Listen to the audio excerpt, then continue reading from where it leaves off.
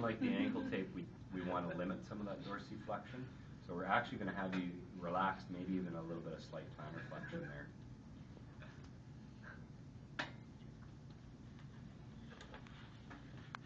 Really skinny ankles, you may just want to use a half pad so it doesn't get in your way.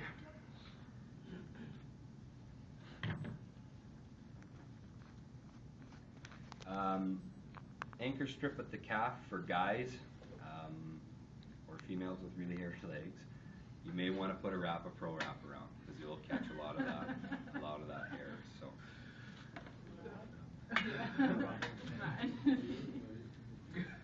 What's that? You never know when you start working with female weightlifters what you run into. So stretchy tape.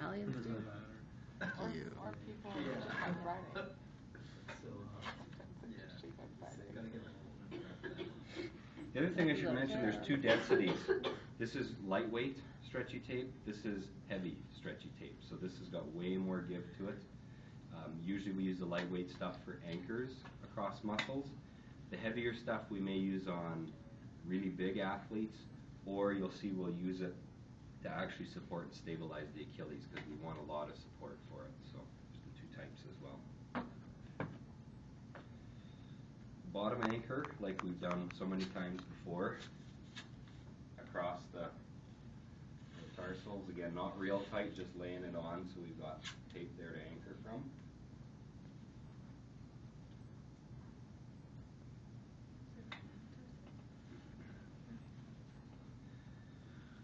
Now, what we're going to do is 3 support strips that are going to come from the bottom of the foot up to this top anchor. Okay, and they're going to fan. So it's kind of like when we did the stirrups at the ankle. We're going to start a little bit medial to midline, then we'll do midline, and we'll do one a little bit lateral to midline, and they'll all overlap.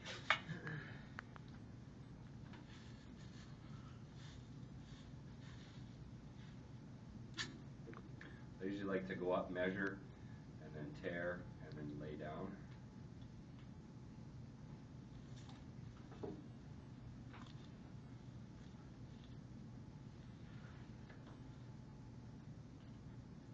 That's with the regular tape? Or the... Yeah, that's with the regular tape. Now, you could do more than 3 if it's a really severe problem. They have lots of pain. Larger athlete, you could do 4 or 5 strips depending on the amount of support you feel you need through there.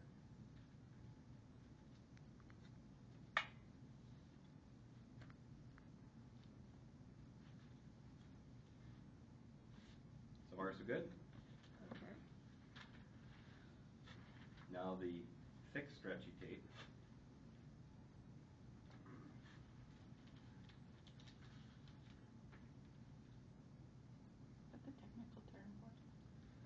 Technical term is, oh yeah, stretch tape, premium stretch tape. Oh, there you go. Elastic adhesive tape, muscle tape, it's got all With kinds of different soft feathered edges. Yes.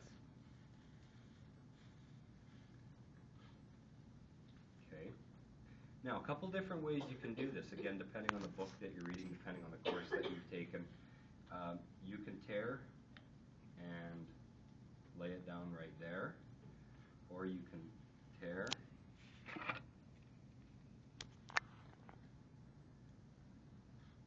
and this is actually the way I was taught, and we don't have a good explanation as to why, but other than we just do it this way.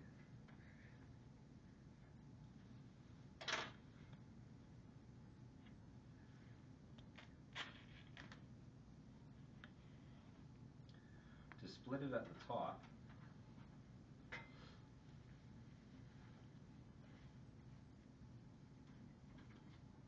this is where it gets a little bit awkward with fingers and hands.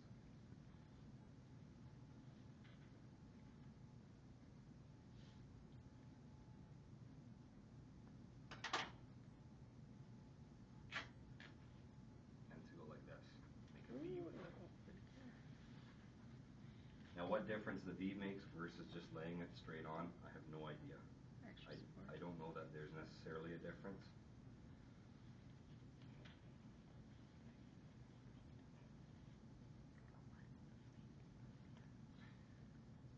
Now, if we weren't on a tape ration, you'd probably do a second one as well. Being that we want to have enough for you guys to practice, we'll just do the one, just to get you feeling the tape a little bit.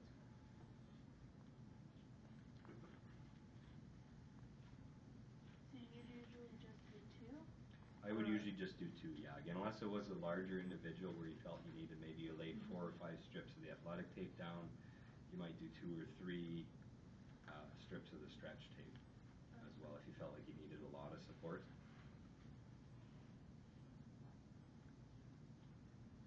So just like we did before, then we close off our anchors,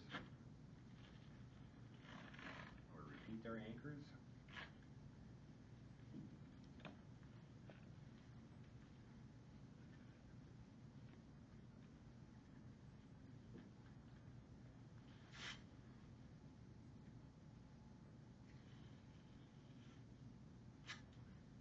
Now what I find, because there's all this pull's going to be right down here, I'm going to put a couple strips down.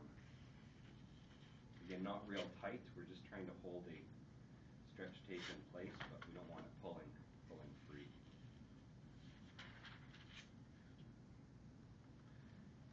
The other thing when you're working with this stretch tape, you'll find that it doesn't stick to itself real nice. This will peel really easily and start to come loose. Okay, so what we do is we just close it off or tighten it up with strips of white tape so that it can't catch on a sock or on a pant or on a uniform.